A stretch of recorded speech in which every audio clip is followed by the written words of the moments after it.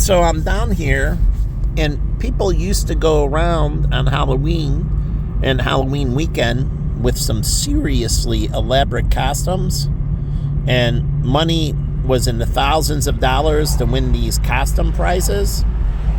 And they set up a thing where you had to be there to win. And if you left the location before the winner was announced, you didn't get the prize, and it would get passed on down. So if you won first prize and you weren't there, because what people were doing was jumping from location to location, entering their information, and then taking off, and they weren't buying food or drink or anything. And so they were hopping to win as many prizes as they could. So to counteract that, you had to stay present, and the competition would be over a period of time, hours, not all at once. There would be pauses between periods of the competition, round 1, then round 2, and then round 3, the finalist. Kind of like Miss America, but in one night. So minimally, you had to stay in the location for at least 2 to 3 hours. Now, if you got knocked out in the early round, they would take off.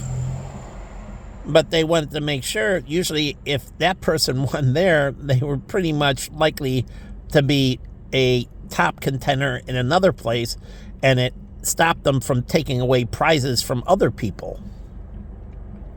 So they would get locked in and have to be there for numerous hours. But they still hopped. They found other ones that were later, but they couldn't do it that much.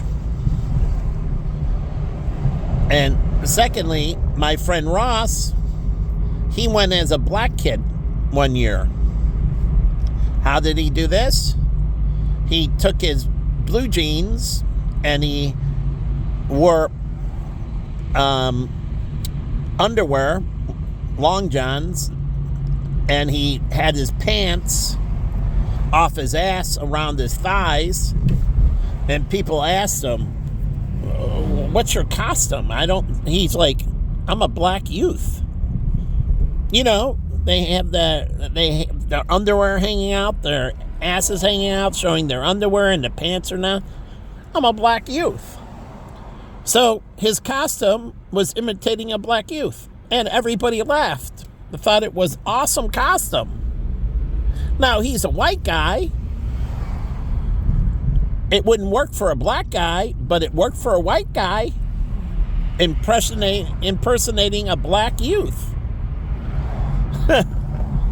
So, and people did love the costume, thought it was hilarious. And so again, that could have been a costume, and no one got offended. And so, coming down here, I wonder how these parties are. The prize money now for the costumes, because I saw some people in incredibly serious, unbelievably elaborate costumes that they were going in. I just saw a Halloween car. Now, you could have a Halloween like at Portillo's and that, where, not here, but McDonald's downtown. They could have actually a Halloween car costume, like Mancow had the coffin in the hearse, I think, or something like that. But you could have a Halloween car competition, and you could do it at the McDonald's in downtown Chicago because they have a big lot. But again, people do come out because of the prizes, and the higher the prize, truly, the more elaborate the costumes are that come in. And so I think ours was $10,000 or something, some seriously good money.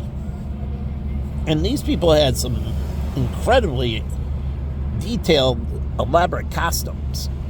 And that makes the night good, because people have these, they're trying to win, and they have these elaborate costumes, and it makes it fun. It shows what people can do. So anyways, I wonder how this is working out over these few nights with the different costumes.